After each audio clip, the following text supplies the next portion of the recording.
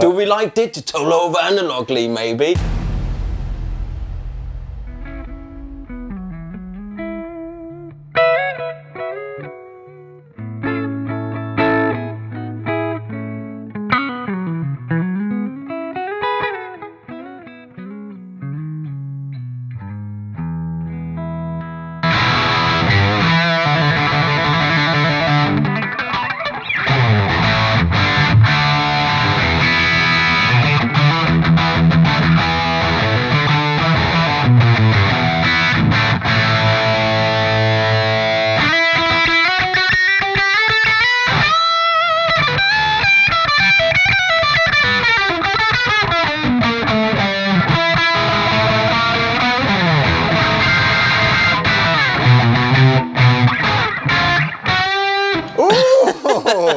Welcome back to Andertons TV. Hello, I'm Pete. Mr. Pete. Mr. Lee.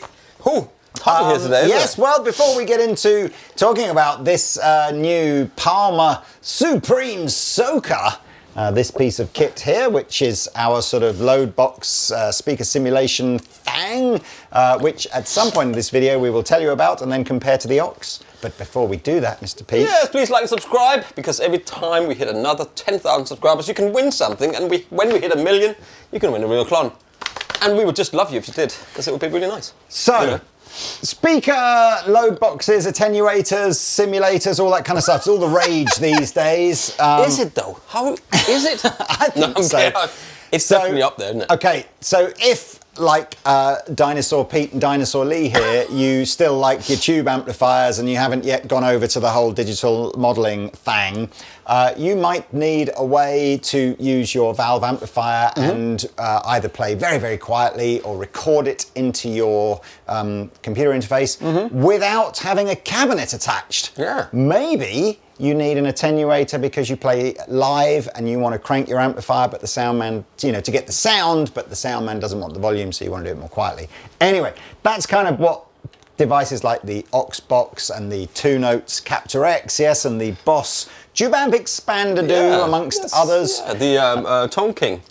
That's a good one. Yeah. But it's not so sophisticated as this one. The new kid on the block, I say new, Palmer are the OG of speaker simulators. I remember back in the blooming 80s, I know. Bands using Palmer speaker simulators in their racks. Is the L silent? Or is it just an English thing? In Palmer. It's... Because they always say Palmer. Palm tree? It's like Palmer ham. Well, that is with an R. That's not with an L. Palmer ham. No, Palmer ham is P-A-R-M-A. Yeah. Palmer. It's a palm tree. Palm tree. Palm tree. Is just P-A-L-M.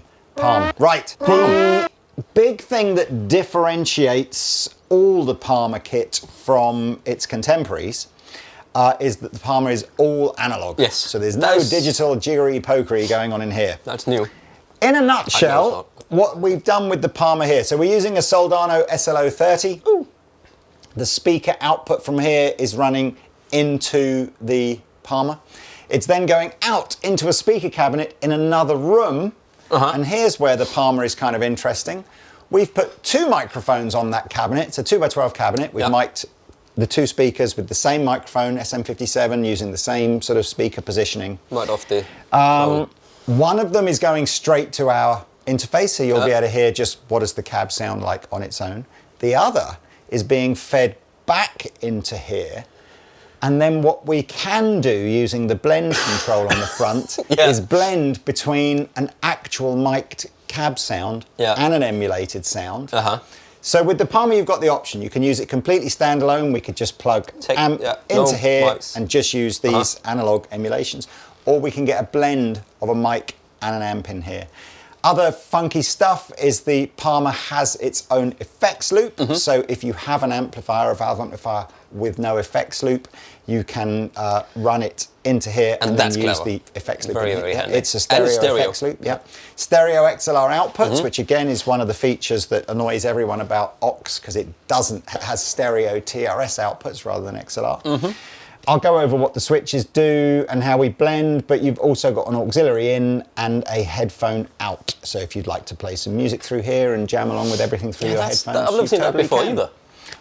Doesn't aux have a auxiliary in? It's got a headphone, but not a. I mean, You're right, God And damn it. talk about the looks for a minute, because it looks really cool. It looks like a Roland product out of the 80s, doesn't it? It does. Like It one does of the first Roland things that's just with the orange and the yellow and the silver sides. And So I let's get a reference point, all right? This, if I turn this off, and apologies, Mr. Soundman, this is the microphone on the cab with the Palmer bypassed, so we're not attenuating, we're not doing anything. You're just hearing what the amp, guitar, amp, like. cab, yes, microphone, indeed. Your ears, probably a phone, which is a bit silly, but yeah, Nokia, £10,000 worth of gear through the worst speaker system ever invented. Yes, and here is an Acorn. I see there's no reverb. So no reverb because, of course, we're not. That's a good point. Obviously, the reverb won't work. Even though it's attached to this, when we're bypassing this, which is what we're doing. So I could have put the flint into the effects loop with this, but I was too lazy, so I put it in the front. That's a lot, isn't it? It sounds good though. But anyway, here we go.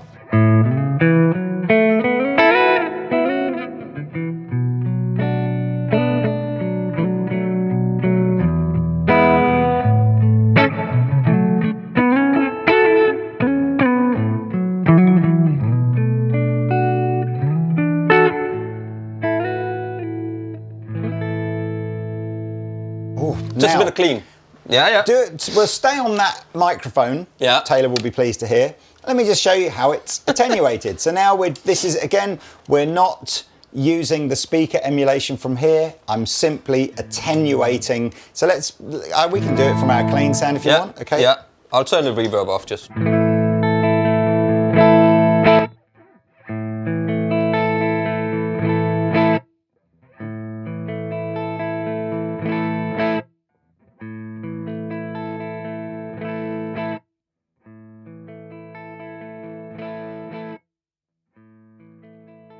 That's the final one, and then Off. Full attenuation now is load box territory. Yeah. Let's do that with gain. Yeah. And I'm interested because one of the criticism with the aux, if you just use it as an attenuator, is the more you attenuate, the more top end you lose, and again, so I'm interested in A, we'll see how much top end we lose. I feel like B, any it's just attenuator, a feel thing. There's something about attenuators that you still lose.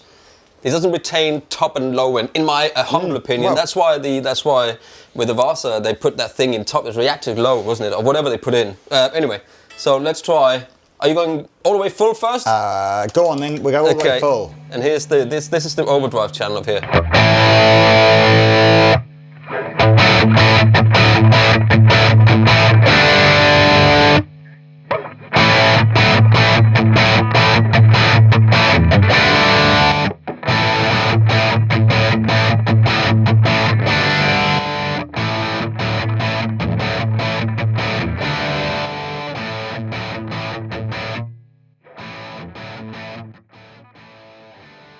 I think it always loses something, but maybe that's just a volume thing. So we've got on the aux, which we are going to keep comparing it to, because I think the aux is still the biggest selling of all the sort of the pro kind of attenuators. So the aux has 0, which is the equivalent of full load on the full attenuation, sorry, full load box on the Palmer, and then you've got all the way up to 5. And interestingly, I think, if I remember rightly, on the aux, there's no way to actually switch the attenuator off completely. You just have it. 5 is just its least attenuated position. Whereas what's quite nice on the Palmer is that there are 6 positions of attenuation plus the ability to just full bypass. So did you think it lost? It loses. Top end? I think it loses a little bit, but maybe it's just me. I think.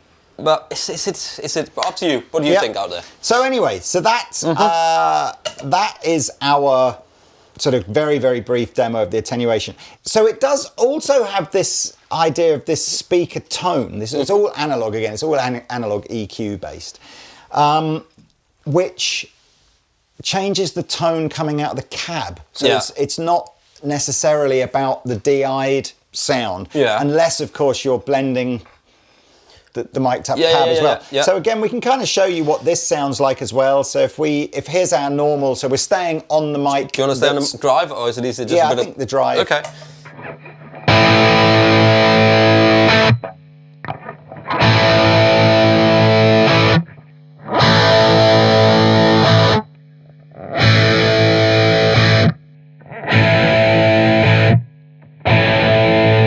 Definitely noticeable. So it's see if I get this right.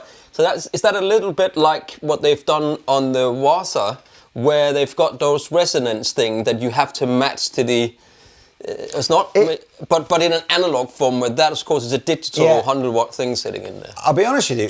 I don't know. It's not hugely clear in the manual. It sort of infers that it's playing around with EQ and impedance levels. Okay. So it's not digital. No. It's not doing anything digital. It's just changing it's applying some sort of tonal filter, but to the signal that's between, to the actual live speaker tone. It's not a line out effectively coming in here. So they called them again. I don't know if you can see this, and I don't know if this is. I don't know if this translates brilliantly well into, like my Englishness feels like this has been named a bit gimmicky, but maybe in other countries it'll be just like, oh no, that's really cool. But I don't know. But it's named Jennifer, Jimmy, David, George, and Eric. So you have Clapton, Jennifer Batten. Could be. I mean, it's pretty obvious who Jimmy is because it's spelled Jimi. Oh, Jimi Hendrix. Yeah. And then you've got David, which I assume is Gilmour, George, which I assume is Harrison, and Eric, which could be... Or George Foreman. It's bound to be Eric Clapton, but could be Eric Johnson or Eric Gales. Yeah. Are there other famous George guitar players? They're bound to be, aren't they? George Thorogood. Anyway. I think it's George Foreman with the grill. Do you? So you've got that sizzling thing going on. Let's go through that. Maybe do it with the clean. Let's let people hear it with the clean. Those eagle-eyed amongst you may have noticed that I was actually on position 1 of the attenuator rather than bypassed. And that's because it is a true bypass here. So if I bypass the attenuator, none of the speaker tone features work. It goes straight through. So let's a little bit of clean, and let's hear Jennifer.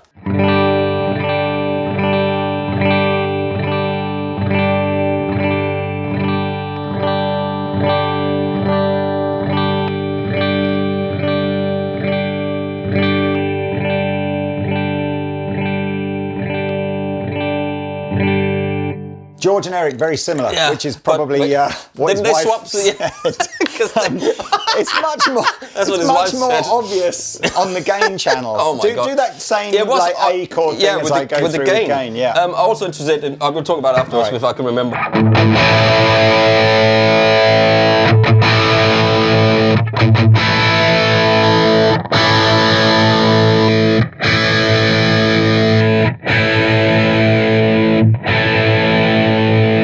Much more different. Yeah, interesting. Can we try something?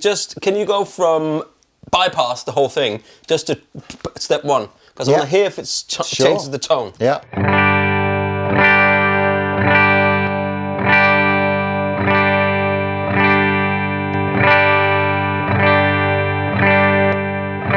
See, I think there's slightly tone change. I agree. And I think that's...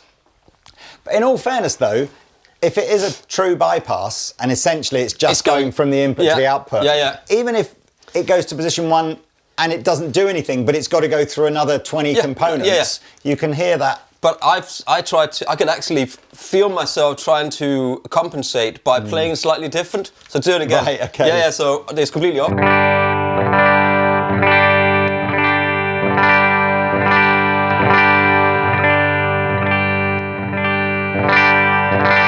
So if I move, so what I was doing now, I was playing in the middle. Then when you go back, and then if you swipe it up once, I go here. Play it a bit harder and move the hand down a bit. All right, so it's a tone in the fingers then, Lee. Sorry. That's kind of everything we're going to do just with the mic that's on the cab. The next part of the demo is we're just going to use the line outputs from the Palmer. What's cool about this is you are going to hear a combination of the emulation element of the line outputs, plus my option to blend in a microphone on the cab. So without going into chapter and verse here, normally speaking, if you'd have an aux box or something like that, you would simply put this device in between your amp and your speaker, or you may elect not to have a speaker at all. Yeah. And then you would take your DI from here and you do all of your sort of mic placements and your cabinet choice from a piece of software or menus, whatever, on the item. This is a bit different. We've got some controls here. Line EQ, speaker tone also works. That will change the characteristic of the emulated line output. Yeah. What we've also done, which is optional, is we have put an SM57, another SM57 on the cab. Yeah, this is a great option. Which runs into here, and then I can blend that in with a level and a blend control here, and I can adjust the tonality of it all. And what I'll get out of the Palmer is a mix of its emulated sound and a real mic sound. And surely the attenuated signal are coming out as well. That's where it gets a bit freaky, because of course if I fully attenuate the amplifier, so nothing's coming out of the cab, then there's nothing for the mic to pick up. So you have got to, which we obviously already have done, is you have got to set your levels up for your desired level of attenuation. Yeah. And if you're going to use this as a load box, entirely as a load box, complete waste of time, put the microphone in front of your cab, because you wouldn't. Unless you have that already, you like putting microphone on random cabs. So, here is our, so again, I've got the line EQ bypassed, I've got the speaker tone bypassed, I've got my attenuation set at, in fact, I think we were going to go to 3, weren't we, for attenuation? Yeah. And I have got this so that it's just the amp. We're not using any of the microphone yet.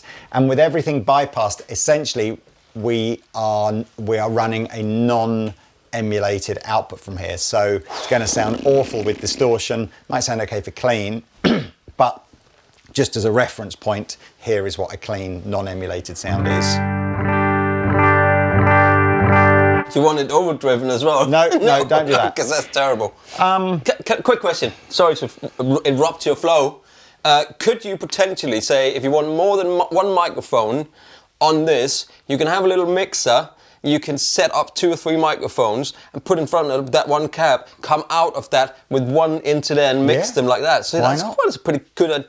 Yeah, you can why use not? Just have it, it's just like, So we're going to go into, we're just going to show you some of the settings here. I don't know how many different combinations there are of these. Okay. You'll be forgiven if at this point you're looking at this going, you'll be forgiven. Where is my 4x12 greenback setting or my 2x12 vintage, whatever. Because there's no reference anywhere on here or in the manual as to what cabinet or what speakers any of these settings are. We simply have some artist names here and some place names here. So we've got Memphis, Liverpool, Hamburg, Nashville, Helsinki. So Palmer, please comment below. What are we supposed to make of that? You'll hear how the thing sounds differently, and I guess you'll ultimately choose the one that you like the best. But yeah, there doesn't appear to be an obvious go-to, there's my, vintage 30 loaded 412 with an SM57 and a whatever. Yeah. Anyway, so clean, I will go through the setting.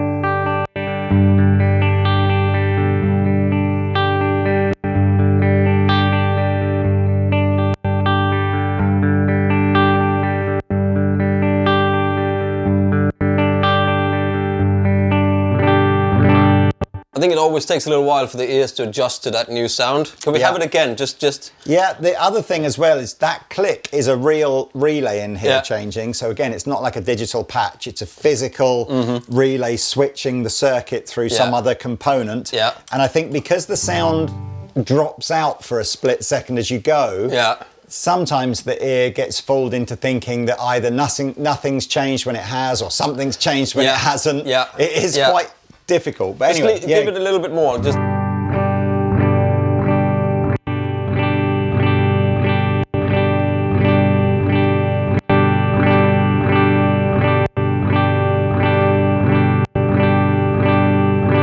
let me pick a different artist. Let's ask David how he would sound in Memphis. David. Yeah.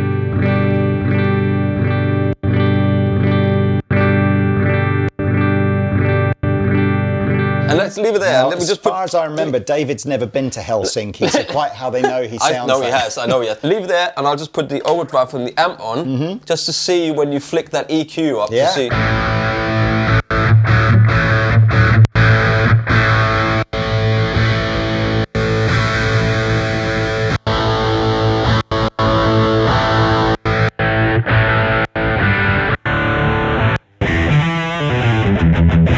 It's so much more. You can hear it so much more than with a clean tone. I wonder why that is. Why is that? Just whatever the cabinet EQ settings are that are different here, they're so much more apparent on a driven sound.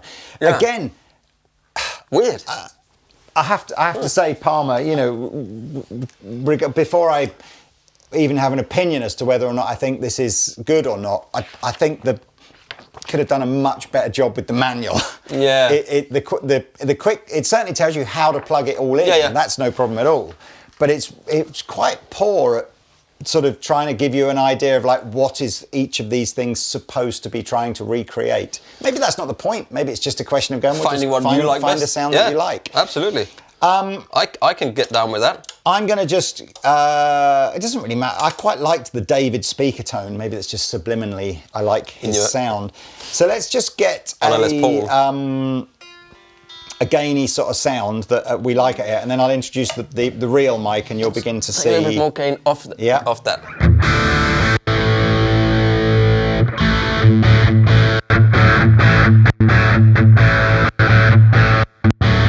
Just do it a bit slower. Leave it just a little bit longer so I can. So Memphis I didn't like on this set. No, that's Memphis is probably direct into the. It could be more like a direct, like. So we're using a speaker emulation box to emulate it not going into a speaker and going straight into a DI. Yeah. A very expensive way of just going, or you could have just plugged it into your desk. Anyway.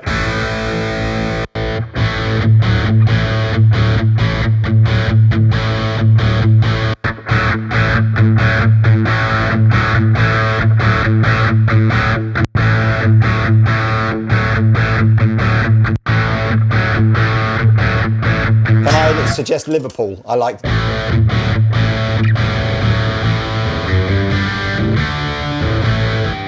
Yeah, I'm not sure I like David on this one. All right, let's try George. No, George is too George nasally. not in Liverpool, which is bizarre. Yeah. But okay, we'll try George in Memphis.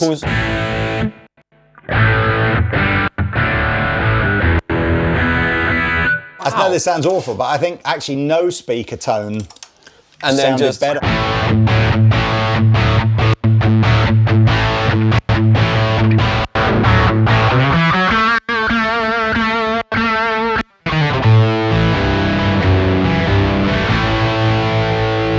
Okay, so we've ended on Liverpool and no speaker tone. So let's start blending in our SM57. Do you want clean or just with a drive again? Like that, yeah. Okay, Liverpool.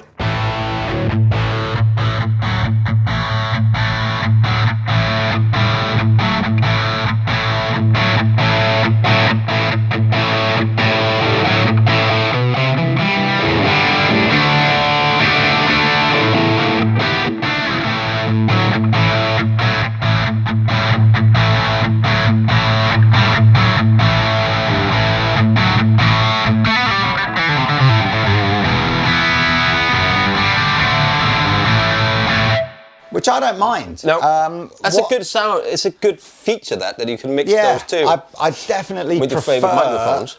It blends in the top end from the microphone in a much more natural way than seemingly some of the, without it, some of these sounds got a bit de la fizz. And also, if you got your favourite cab with your favourite microphone, and that's cool to have, and then it's still an attenuator. Yeah. At the same time, so I understand that bit. Yeah. Yeah. I'll definitely use the microphone. These switches up here, which I don't think we've talked about yet, the tone hard and soft is, well, in fact, we can demonstrate that now. In their manual, they basically say you'll probably like soft on a clean sound and hard on a gain sound, but we'll see. I mean, some people it's the other way around, isn't it? That's a bit less fizz. The one that says pre and post in orange here is determining whether or not the orange controls on here come out of the DI as well as affect the speaker, Yeah. or just affect the speaker and don't come out the DI. Which is cool. Then you can EQ after. I guess this works, and then the EQ works after that as well. So let's just try this. We've got a sound here. Let's just go back to our clean sound on here and just see. You know, we can go soft.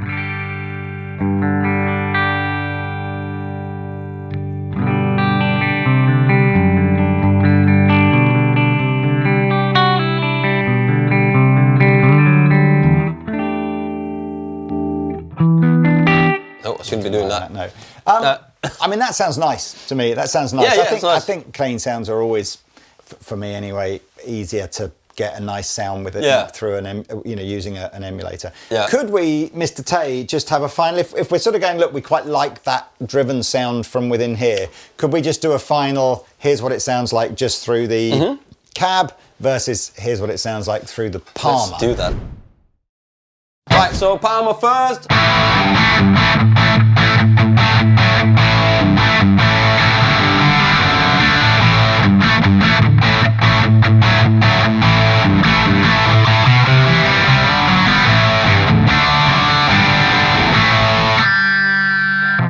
All right, then let's go back to hearing what the original the cab sounds like with just a normal mic in front of it.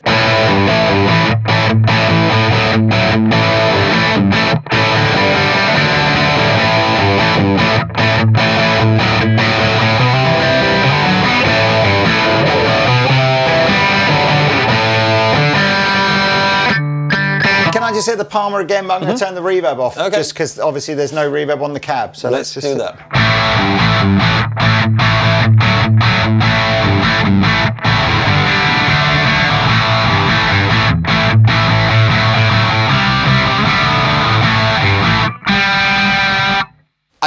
Maybe it's the mix between the cabinet, the microphone of the cab, and the fact that you've got that makes it a little bit more.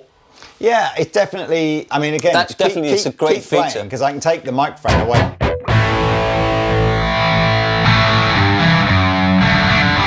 Yeah. The microphone really makes this. Yeah. And actually, you know what? I mean, compared to just the cabinet on its own, I think the Palmer stands up pretty well. I'm interested to hear. Again, I'm not going to go on for hours and hours. I'm very interested just to do a quick 2-minute play through the. Good setting. Just Clean go, sound, which do I prefer? Yeah. Okay. Because these two, by the way, sorry to leave you for 3.5 hours into this video before telling you, these are the same price. So I'm guessing right. it's not like one is way more expensive than the other. Are you analog or are you digital? When we do this as well, it would be useful to get a player's perspective as to whether or not the feel of the analog one feels more connected or responsive, because that's often a digital complaint. I think that thing is gone now. Is it? Yeah, You don't think so. the latency I don't think the is latency a is deal? an issue at the moment. I think those days where they can figure that out, but we can try. Okay, well let's plug the aux in. Okay, so we're plugged in the aux. Our rig one, which we've used every time we use the aux, is basically a 412 GB25 thick with a 57 and a ribbon 160 on it, and a little bit of reverb, which obviously is now coming from here. So how does it sound?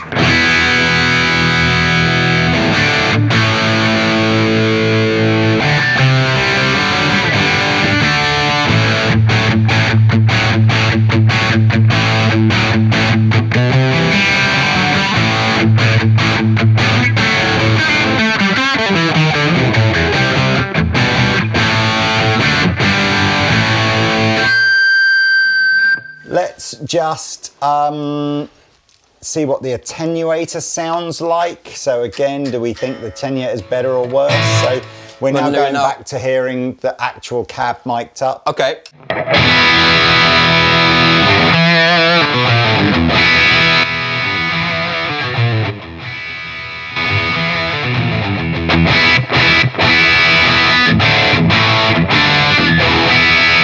Look, I really like the aux. Yeah. But I just want to do a quick clean sound while we edit. So, so this is just clean. But rig number two. So rig number 2 is that the red cab?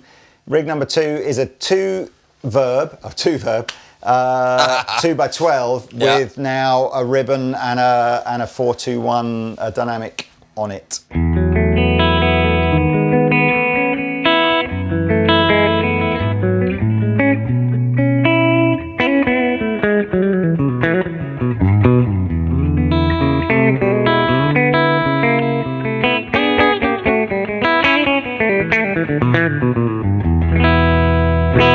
All right, so I'm going to go back to the Palmer now. I said I do like the Ox a lot. So it's very intuitive and very simple.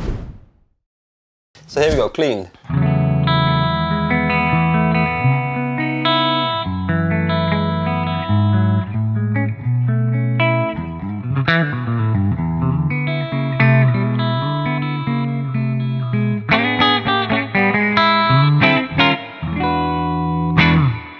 There you go. Sounds nice.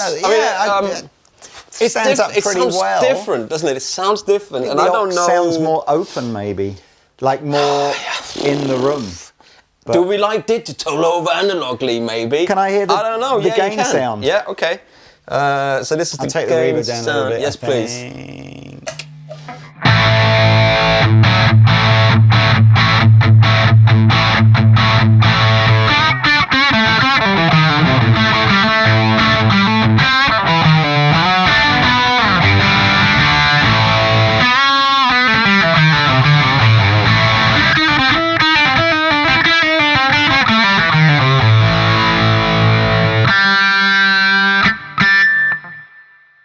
I don't know. It's just different. It's not worse. It's just different. I would definitely say that. What do you think out there? I mean, that's the. It was really interesting, and I don't know if this is just in my mind, but you know how sometimes with digital, it sounds like you're hearing yourself playing on a record. Yeah, I get that. And sometimes analog is, it sounds more. It's like having the cabinet room. Somehow. But I sort of feel there's something about that with the Palmer. I have to be honest with you. I still think I genuinely think that Palmer have missed a trick here by not making it more obvious what the switches are. Maybe we missed it somewhere. Well, I don't know. We've been through the manual about 5 times. Yeah. And I'm sure that would be, Palmer could just do an update to the manual or to the website and saying, right, this is this speaker, this is that speaker. I think I would be like, oh, right. Because I'm still sitting there going. But would that change your mind if you like it or not? Well, let's say it turned out that Liverpool and no speaker tone was the equivalent of a Vox AC30. Yeah. I might go, no, that's not the sound I want for this driven thing, but yes, but is that sometimes the opposite paralysis of going?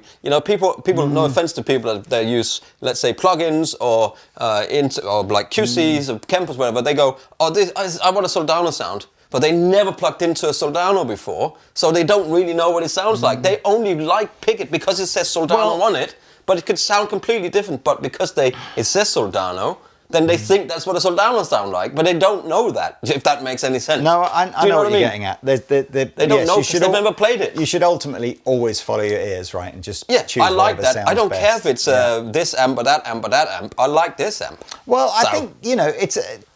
God, crikey, what would do I think this will knock the Ox off its perch? I don't. I think Ox will still be the bigger seller. The attenuation in it is great. I like the fact that there were a couple of features on this that the Ox didn't have as well, that some people might go, I'm going to buy it just for that. I would love if the thing that you could turn it off completely is great. The fact is that you can have it attenuated one step and it still sounds good, and you can then EQ that with after the amp. That's great.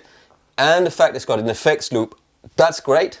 The fact that you can have a microphone plugged into it, which the Ox can't, and you can blend that with any cab you want. But that's the argument would be on the Ox. Yeah, because you've got the cabs there. You just choose the microphone that you want to emulate. But it's not yours. I suppose it's not a real. No, it's not a real. So it's certainly. They have got their place in a studio scenario. Yeah, absolutely. Well, there you are. Look.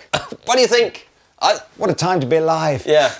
I'm just going to buy a Quad Cortex. No, just plug into a real amplifier with a master volume and then use that instead. So many options. Man, there's so many options. Right. Yeah. Thank you for watching. Yes. If you made it all the way to the end, congratulations. Yeah. And please like and subscribe. Yeah, see you in another video soon. Stupid videos like this.